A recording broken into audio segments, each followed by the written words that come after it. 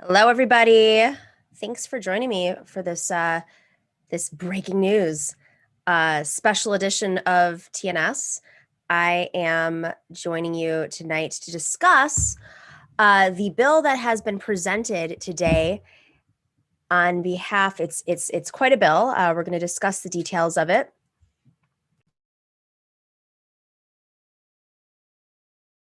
I think we're having some sound issues, so hang on one second, guys.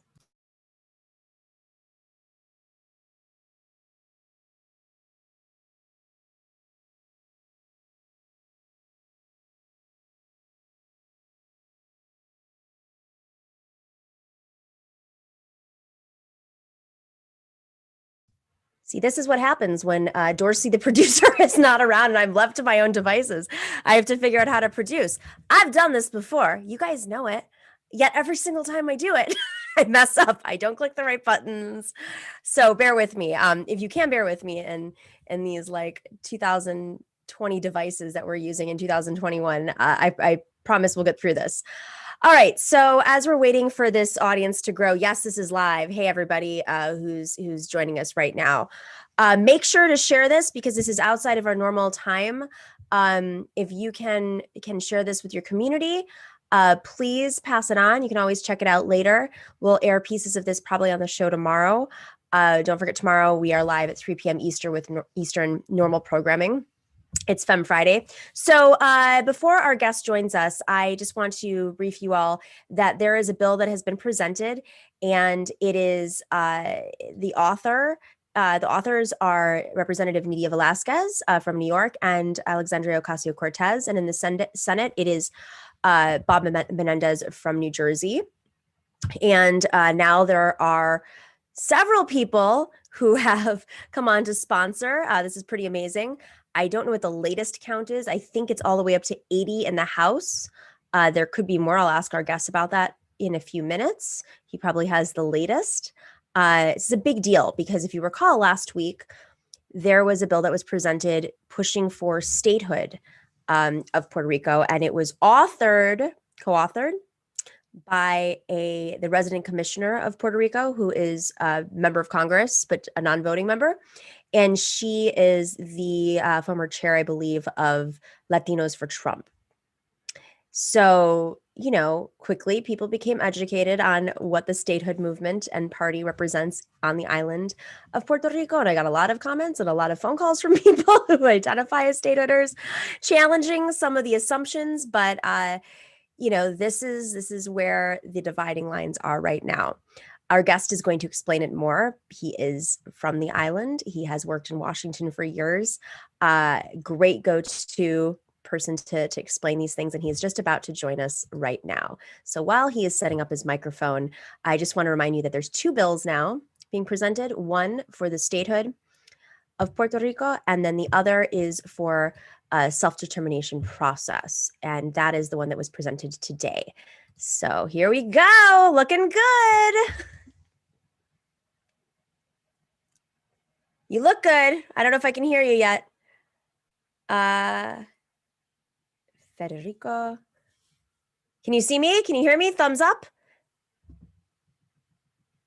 Nope, you can't hear me. I think you're on mute, or you're not on mute. This is what it's like being live. Oh, all right, you can try again. Your camera's off.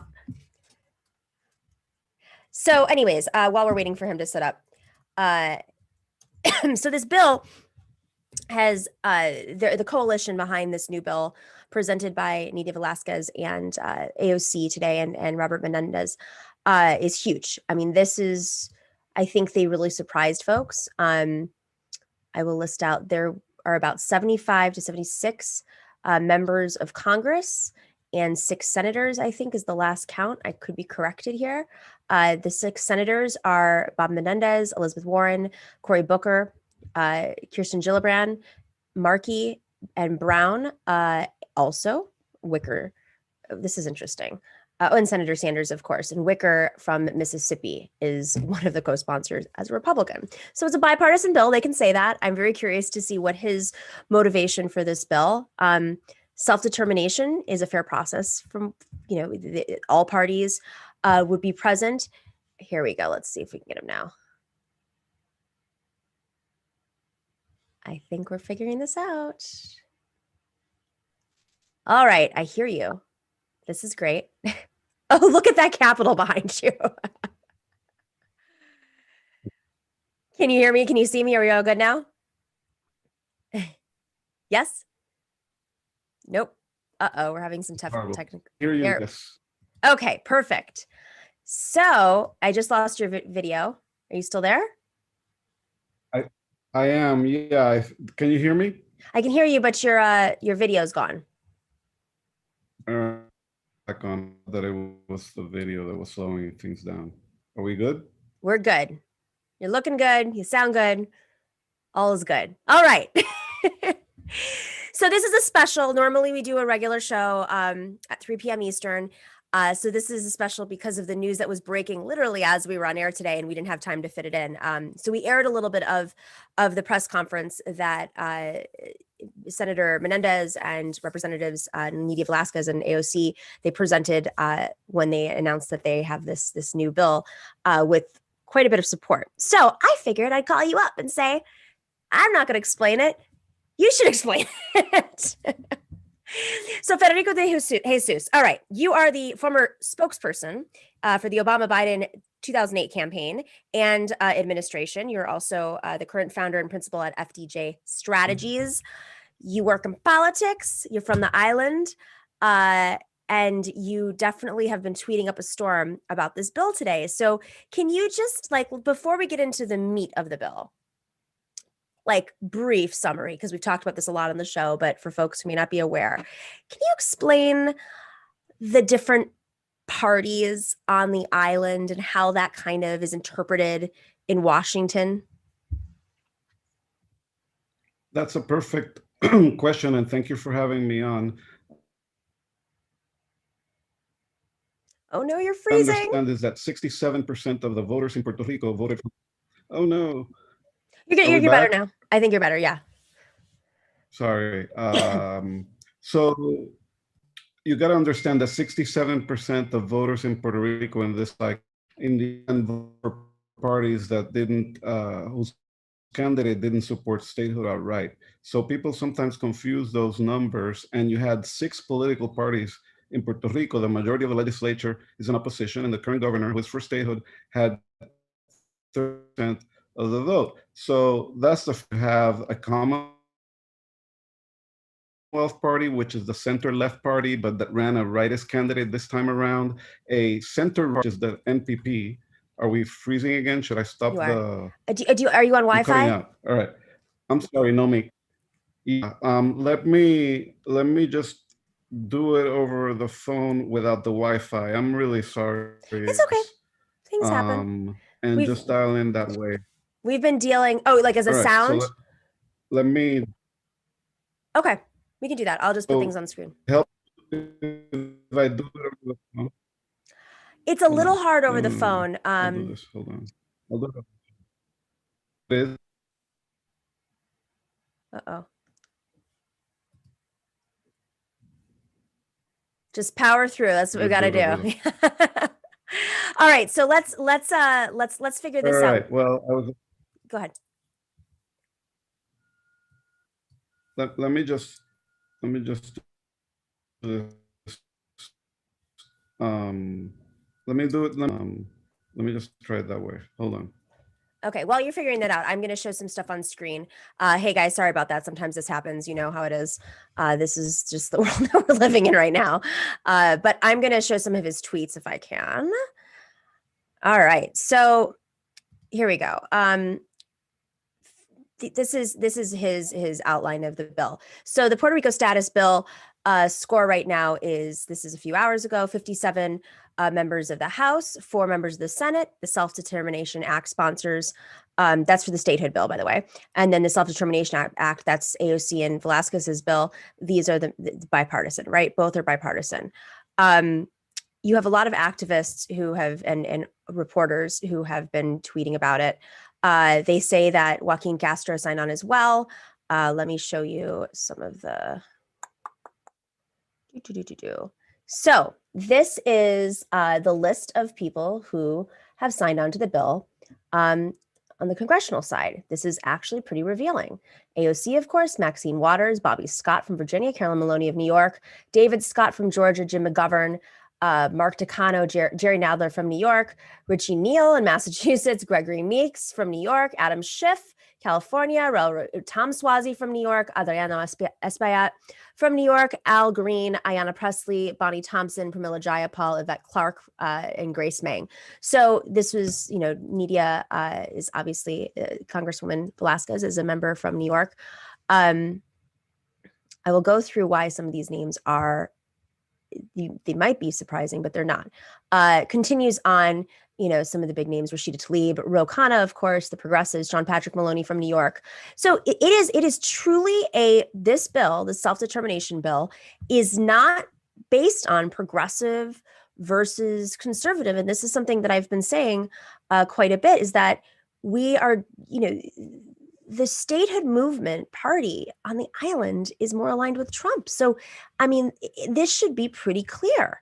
Should be very clear who, when they're trying to push statehood based on a plebiscite that is not universally recognized, where the turnout was low and it was not they won the plebiscite by 52%, but the turnout was low and it was not indicative of what the entire island represents. And the question was just, do you support statehood or do you not? When there are multiple different questions at play here. All right. So what I'm going to ask Federico about this when he's able to jump back on. Some are saying that this is the Puerto Rico, tweeted out by the Puerto Rico Star Project, saying that the statehood movement has sent a letter to Representatives Grijalva, Westerman, John Barrasco, and Joe Manchin, urging them to support the Statehood Admission Act. Rug Grijalva is the chair of the committee, the Senate caucus. And the criticism is that some of these organizations are not real. The Democratic Party of Puerto Rico. I mean, that's real, but Boricuas for Kamala, con Kamala. But some of the organizations on here, they've claimed are not real. This is the coalition of organizations. Now, of course, there is a grand coalition supporting the Velasquez AOC bill as well. All right, here we go. I think he's back.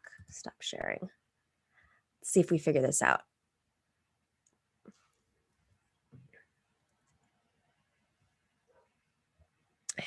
Are you there?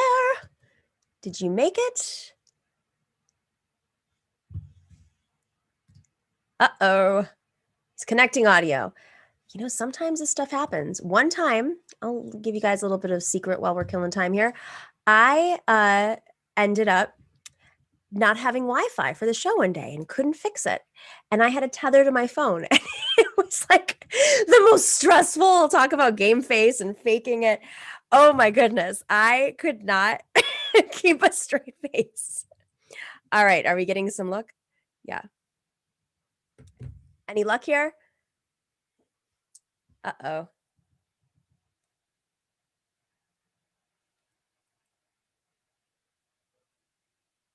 Okay. We may have to try again on this, but that's okay. If we have to try again, no big deal. We've all been here before. All right. So while we're doing this, I would love for him to explain the bill as much as possible. But self-determination essentially means that all parties, meaning the parties that he was started to discuss, whether you're for independence or you're part of the Commonwealth Party, the center-left party, or you're part of the Statehood Party, and these are, of course, translated into English, you're present at the table. And I think we have him. Are you there, Federico? I'm here. Can you hear me? I can hear you. Let's just do audio. Let's go with it. All right. Oh, no, there you are. No, you look great. I love it. Yeah. Surprise. I'm not behind the Capitol behind me. I'm surprised by that. All right. So they don't let you in anymore, so it doesn't even matter. That would be, it's like back in the days when people could go and sit on the White House lawn. Remember that before 9/11? Before they did the visitor centers and you could just, lay there. That was grand. Old days. I have a picture of me as a kid. Okay. So you were saying, let's talk about the island dynamics and how they play out in Washington. Sure. So, yes, there are a lot of numbers being bandied about, but I think people in D.C., a lot of them understand. Chuck Schumer, for example, recently understood that people are really divided. You have a lot of political parties according to your question, 6 actually, and 67% of the voters in Puerto Rico voted for a candidate for governor that didn't support statehood. The governor got 33%, and people voted for a different legislature, for a multi-party legislature with all sorts of new, mostly leftist parties. But yes, there was a far-right wing party, Proyecto Dignidad, that got 7% of the vote. For all those Democrats thinking that there'll be 4 Senate seats coming, it's not necessarily the case. So Puerto Rican politics is complicated, and the system in Puerto Rico is complicated by the fact that, for example, Puerto Rico has its own national identity and culture and language, and the resident commissioner, the delegate of Puerto Rico in Congress, is the only member of Congress that's required by law to be able to prove that she or he can speak and write in English. No other member of Congress has that requirement. Wow. And so people in Puerto Rico need to know the truth. If they were to become a state, everything in the states is in English. People can speak the language they want, but Puerto Rico statehood should be about equality for all Americans, right? People coming from all sorts of places to Puerto Rico should be able to communicate and function in a way as they're used to when they go to the DMV in Puerto Rico as el sesco, right? And it's in Spanish, and you have to wait and do all sorts of processes that you don't have to do in the States. So that's fine. Things are different, but you have to accept reality and then adjust the solution accordingly. And that's what self-determination is all about, that the people have a voice, that no party in Puerto Rico or in Congress imposes their will. And Congress, with this bill introduced today by Nidia Velasquez and Ocasio-Cortez, Senator Menendez, and a bunch of others, 80 actually, members of Congress of both parties, they want to empower Puerto Rico for them to make the final decision. So I think that's what this is all about. And we've had 6 non-binding referenda in the past, which means that unlike, for example, in California, when they have a ballot initiative and you vote to raise the minimum wage, it becomes law. In Puerto Rico, when they vote for statehood, Commonwealth, or another option, as has been done in the past, Congress isn't obligated to listen to the people and just keeps ignoring the result. We can't keep ignoring the colonial problem in Puerto Rico, and all voices should be at the table. And I think that that's why today was a big day for that. And when you say it like referendum, I mean, and I thought this was important. It was brought up many times during the press conference today. It's important to note, even if there was a legitimate referendum, even if it was a referendum in which 100% of the island turned out for it, and that the questions were very clear, wasn't just, are you for statehood or are you against? And if, much clearer questions, even if that were the case, getting 62% is not enough UN standards to determine the status of your island. It has to be an overwhelming consensus, not a minor win. It's not an election as to who your next representative is. Exactly. If it were an election for governor or for city council person, sure, a 52% vote would be suffice. But number one, statehood was the only option on that rigged ballot. So people that supported independence or enhanced Commonwealth or some sort of other association outside the territorial clause didn't have a chance to vote for their option on the ballot, right? So yes, and this is like a constitutional amendment or a treaty. It's permanent, right? Statehood is permanent. And so it therefore should have a process where Congress actually respects the result. And when people vote, it'll actually mean something, and it's not a beauty contest vote like the 6 that have happened already. Okay, so, but why does let's just talk about the statehood movement party, however you want to call it, a little bit more. They've been able to flex their muscles with a tremendous amount of money in Washington for years. The statehood was part of, if I'm correct, the platform of the Republican Party since George H.W. Bush. But now it's part of 100 years ago. It's been in the platform since 100 years ago. Oh, 100 years in the Republican Party. In the Republican Party, but when they have a vote in Congress, they always only get like 13 or 14 Republicans to vote for bills that would bring about statehood. So they say that in the platform, but when you have the vote, they don't show up. So that's been the history of it. Sorry to interrupt. No, that's okay. It's important. But now, it's in the Democratic, there was a very interesting effort to get it pushed through the Democratic Party as well. So who's funding this? Like, how is this? They've been very strategic about how they push this idea on the mainland. Well, the answer is very simple. Throughout the last 20 to 30 years, when the Statehood Party in Puerto Rico, which is called the New Progressive Party, even though their politics is usually for privatization and for religious freedom laws, they're the center-right party. But they have Democrats and Republicans in their party because in Puerto Rico, Democrats and Republicans aren't on the ballot. They are either the Partido Nuevo Progresista, which is the Statehood Party, Partido Popular Democrático, the center-left Commonwealth Party, the Partido Independentista, and then all of these other parties that became new movements like the Movimiento Victoria Ciudadana.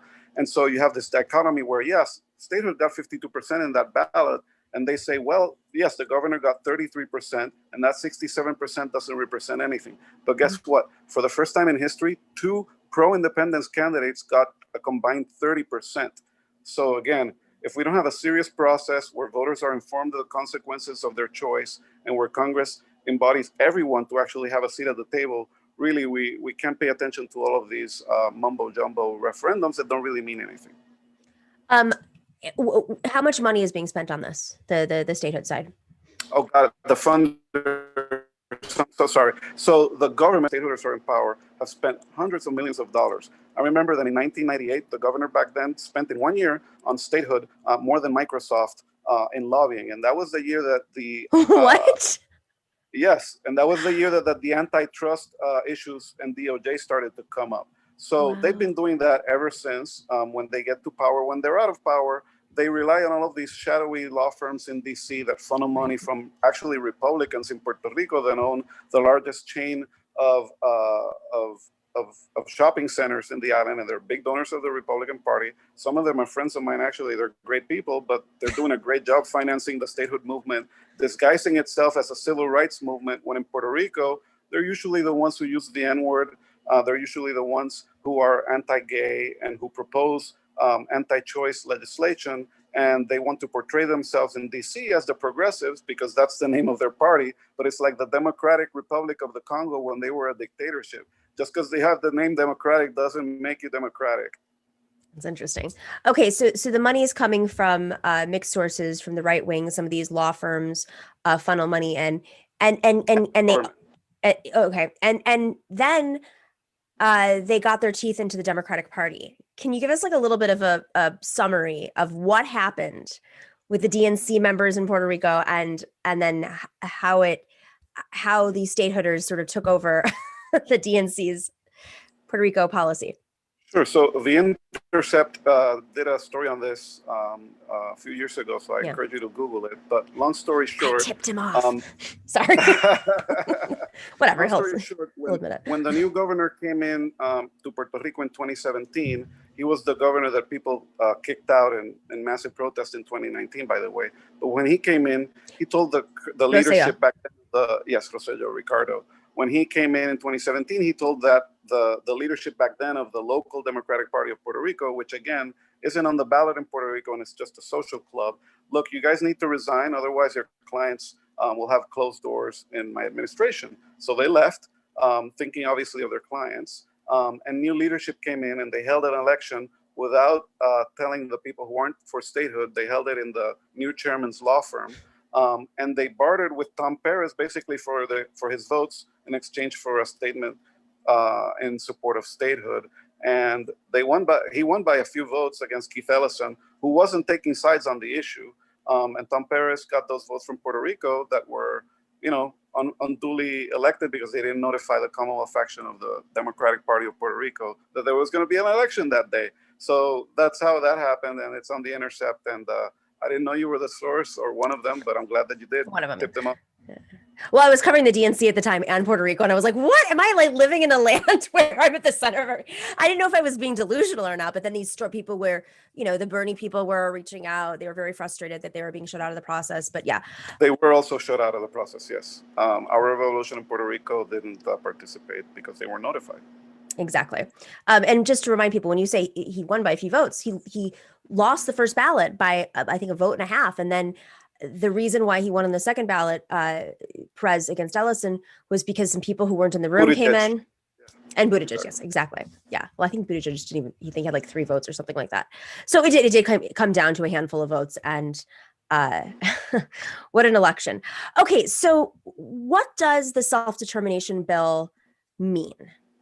Sure. So first of all, when people hear about statehood in Puerto Rico, we're not talking about Palestinian statehood. We're not talking about making Puerto Rico a sovereign state. We're talking about making it the 52nd state of the United States. And I say 52nd because I live in DC and I pay federal income taxes, and we voted overwhelmingly for statehood. There's no opposition.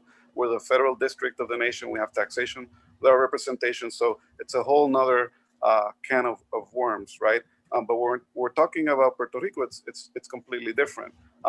So again, I want to go back to the will of the people, and this is why the self-determination bill matters, because self-determination is the freedom of a people to choose their own destiny. It's as simple as that. So the bill would do a couple of things. First of all, it recognizes the inherent authority that Puerto Rico's elected legislature has to call for a status convention. People say, well, that's a complicated process. Well, how do you think 1776 came about if it wasn't a constitutional convention? So this is an unprecedented mechanism. It's participatory and democratic.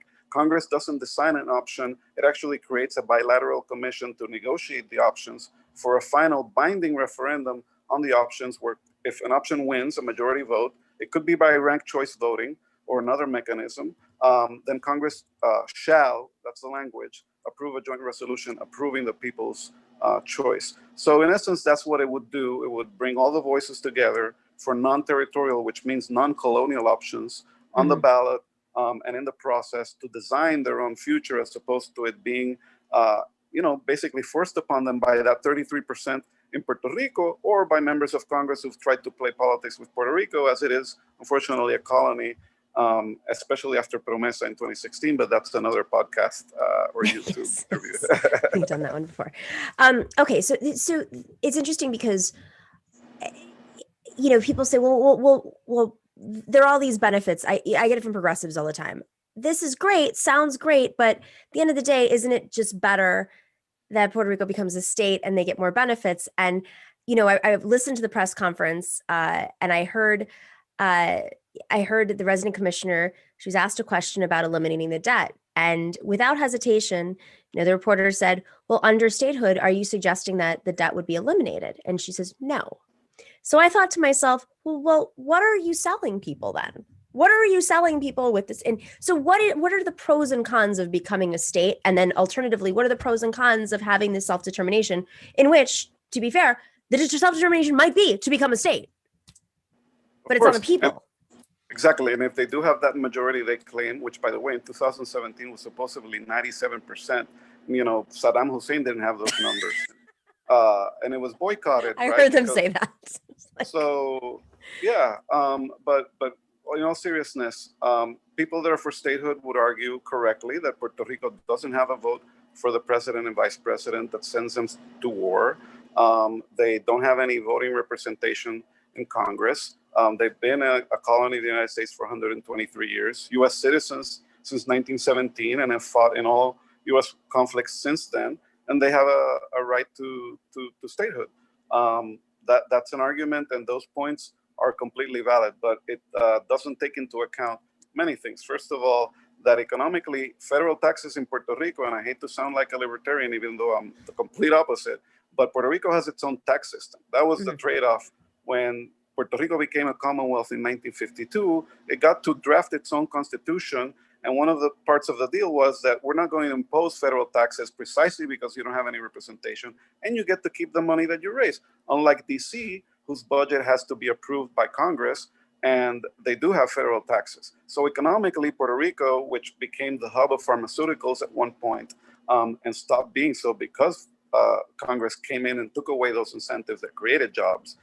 People like to think that Puerto Rico is a welfare state if it became a state, but that doesn't need to be the case. Puerto Rico needs tools to succeed, whether it's under sovereignty, some form of association, under some other type of commonwealth that's not colonial, or even statehood, right? But statehood isn't an economic system, it's a political system. It's a federation of 50 states. It's not a magic wand. Mississippi is the poorest state, and they've been the poorest state for decades, and they're a state. The Bronx is in a state, and it has one of the poorest congressional districts in the entire nation. But you have a lot of prosperous cities across the country in all regions. So, really what Puerto Ricans should be able to do is decide their own future economically as well as under statehood. But keep in mind that if statehood comes in, the Puerto Ricans won't be able to run their own tax system, and therefore probably will have less money to pay bondholders as well as public employees. The government is the largest employer in the island. So all of these unique and nuanced circumstances need to be evaluated as well. Again, the language and the national identity. Puerto Ricans have their own Olympic team, own language, own history.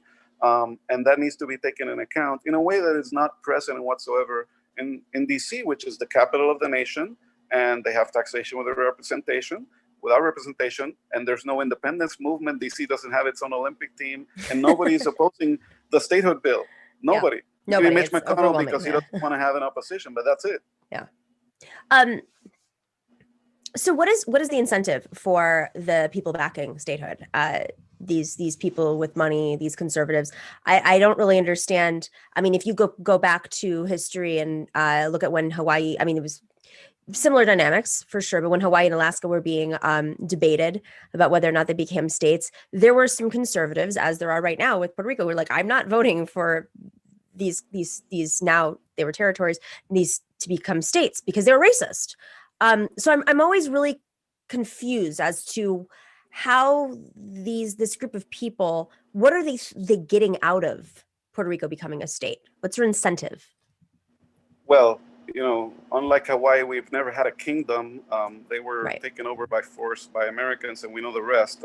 In Puerto Rico, we still are Puerto Ricans. I think that's one of the key differences. When Hawaii voted for statehood, unfortunately, the percentage of pure Hawaiian families was in the single digits, and they were mostly Polynesians and Anglo-Americans from the mainland, right? So Puerto Rico is still, effectively run by Puerto Ricans, even though we have a control board dictated by Congress. But the face of the government is Puerto Rican. And so I think some oligarchs in Puerto Rico and some well-intentioned civil rights activists feel the right to vote is key. Economically, I think there's a contradiction because some of those rich people moving to Puerto Rico are doing so under incentives that the stateholders actually put in place, which are only possible if Puerto Rico continues to be foreign under the US tax code, right?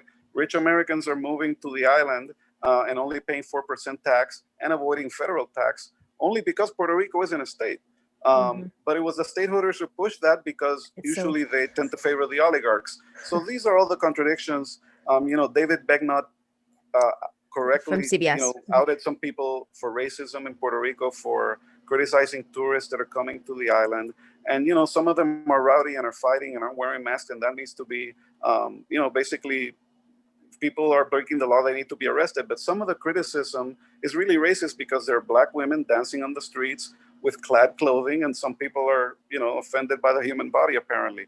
But you see that racism coming from the people who want equality, which would mean that Puerto Rico would be for all Americans to come and do as they please, not just for the people who speak Spanish and have their own flag like it is today, even though we have a colonial system after Promesa got rid of the authority Commonwealth brought to Puerto Rico. So it is complicated, and I think that the message should be self-determination means the freedom for people to choose their own destiny, and I think that that's what every progressive like you and me, I think, should be for.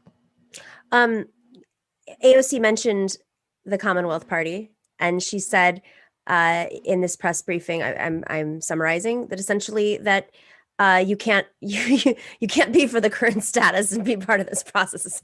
If I can summarize it in a less politically kind way of saying it. Yeah. Well, look, I think that obviously when you're in the center and you have this complicated association, it's a bit more complicated to explain. Here's how I would explain it. There's been a controversy because the bill doesn't define options. It doesn't say whether it would be Commonwealth independence or free association. It just says any option outside the territorial clause. The Commonwealth Party in the past has supported a version of association with the United States that would be a Commonwealth outside the territorial clause. Now, not all Commonwealthers agree with that definition. Some believe they could actually have more autonomy under the territorial clause. The issue is that, again, we go back to Promesa, which is the law that imposed the Fiscal Control Board in Puerto Rico to protect bondholders. It effectively canceled the authority that the legislature has to approve its own budget, and that unelected junta can veto laws that are duly enacted by the elected leaders of Puerto Rico. So that's a colony, and it happened under the current territorial status. So there are forms of autonomy that are outside of the territorial clause, and the Commonwealth, or at least a lot of leaders, like the last candidate for governor and the last candidate for resident commissioner, the current House Speaker of the Commonwealth Party, support this bill. So there is an agreement, unfortunately, in that party yet. But I think that they're not being exclusive of anybody. They're just recognizing the colonial problem And the voices in the Commonwealth Party who are for self-determination that are supporting this are fully behind the legislation. Interesting. So what happens next with these two bills? So Chairman Grijalva, Raul Grijalva of Arizona, is the chairman of the House Natural Resources Committee. Again, why are 4 million people under the jurisdiction of resources like we're some national park? We're a people, right? When we say territory, that means we're property. That's how the Constitution defines it.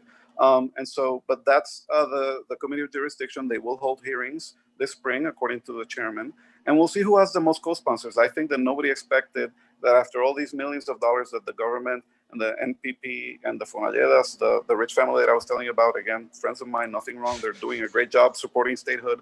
But they've done that very effectively, and nobody expected a ragtag of diaspora and island community groups to get 80 members of Congress to support a bill, a lot more than the statehood bill, a lot bigger names like Bernie Sanders, like Elizabeth Warren, like Cory Booker, like Senator Gillibrand, most of the presidential candidates that are still in the Senate, Sherrod Brown. These are the real progressives that have been there for Puerto Rico after Hurricane Maria, before Promesa, during the fiscal crisis. And I'm really, really glad that they joined the effort for self-determination.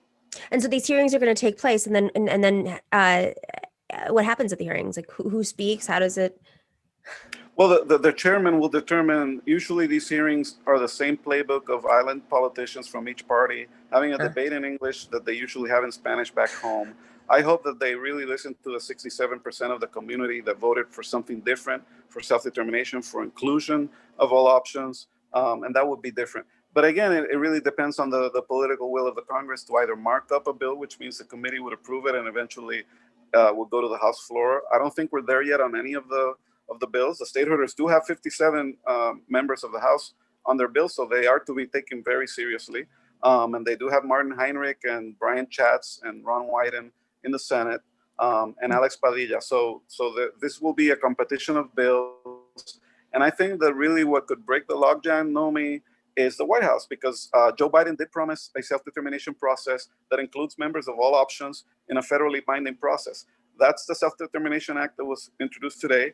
But if he has another way of consulting everybody and doing it in a federally binding way, we'd be open ears. So I think that he could break the logjam and bring everybody together. We just lost we just lost him. Oh my goodness. Okay. Well, let's see if he comes back anytime soon. It is interesting because I think, there may have been, just based on some conversations I've had with folks involved in this process, for the statehood bill, some people may not have been as informed that signed on, and some were very informed and signed on to the statehood bill. But you should take a look at that list if you have a chance, and if you know any of these, if you're represented by any of these lawmakers, and you obviously believe in this Velasquez AOC bill, you should definitely reach out to them. I mean, Ron Wyden, man. All right, you're back. Lost you. So I think he's just connecting. There you are. We don't see your camera though. You're back. Flip. There you go. That's better. There you go. So you were saying that there are senators who are on the statehood bill, and I was just saying during the little break that there are possibly some senators who could be moved to the other bill potentially if maybe they weren't aware of the other bill, maybe they weren't aware of the dynamics. I mean, that's one thing that I've just found over and over again is how unfamiliar well-meaning, educated, thoughtful Democrats are when it comes to the status of Puerto Rico and frankly, anything on the island of Puerto Rico related to it. I agree. And, the Senate bill is bipartisan now. Menendez got Senator Wicker of Mississippi, who actually has been an ally of Puerto Rican self-determination for decades. Why is that? Is there, it's baffling. I'll actually give you a story. I met him and his daughter. I interned with her in the municipality of San Juan in the summer of 1999.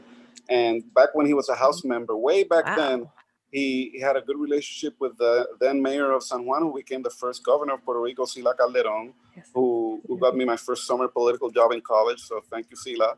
And I've interviewed her. She's very nice. Then, please say hi. I really admire her. But basically, they established a relationship going back decades with her, with several other elected officials in the island. And he's actually had a very open door on Puerto Rico issues, on agricultural issues, for example, on manufacturing. He actually has a bill to help Puerto Rico. So, not all conservatives are wrong on Puerto Rico. So there you go. That's fascinating. That's why we can always, it's a surprise. And then yet Richie Torres from the Bronx, congressman, is supporting statehood. Supposed progressive hero. He's LGBTQ. He called out the Pope yesterday for being, homophobic, and yet he's supporting the party that's homophobic. Okay. Yeah, I think that he's well-meaning. Congressman Serrano, who's no longer in that seat, genuinely believed in statehood for Puerto Rico, and he happens to not be listening to the 67% and the people who are clamoring for everybody to have a seat at the table. He told my good friend Alicia Menendez that statehood means Puerto Ricans having a seat at the table. Well, Puerto Rico has its own table with a lot of people that weren't at that table when that referendum was held, and we should all have a seat at our table. So then we can go to Congress and figure it out as this bill would do. So that would be my message to the well-intentioned congressman from the Bronx.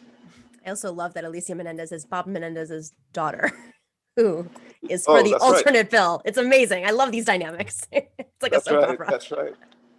So, okay. And I made a joke and now I forgot what my question was. Okay, so the bill has to go through these hearings, and then when does it potentially go up for a vote?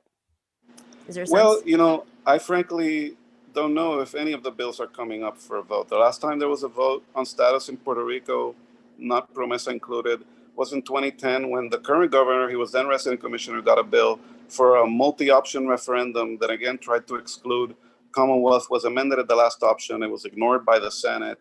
In 2012, they held a referendum again, excluding people who weren't for statehood, and they got an artificial 61%. So they've been rigging the ballot since back in 2012. But the House really hasn't wanted to act. And I think, frankly, that if you have AOC and Nidia Velasquez and all these progressive heroes saying, well, wait a minute, statehood, no matter whether people want it or not, isn't necessarily the way to go. Maybe we could see a vote on that. But, some people are fearing that both efforts will cancel each other out. So I think, again, that's why we need White House leadership. If President Biden fulfills his promise to bring representatives of all options to the table, I think we could decolonize Puerto Rico in an inclusive and democratic way, which should be the goal of, again, everybody, not just progressives. Is this moment different than many other attempts over the last several decades? I think it's different because it's become more of a mainstream issue. People really didn't care about Puerto Rico in the past. It just was something that people overlooked, and it was just an inside the Beltway island discussion. Obviously, with social media, with Hurricane Maria, Promesa, and everything that's been going on after the earthquakes in Puerto Rico, there is international attention to the island, and the States isn't any different. So it's getting a lot of attention. Senator Biden got a lot of votes or then Senator Biden, now President Biden, got a lot of votes in Pennsylvania, his home state, from Puerto Ricans who are for self-determination. So I do hope and expect that he fulfills his promise, reestablishes a White House task force on Puerto Rico that was dormant under Trump, and we can really get everybody at the table and solve this problem.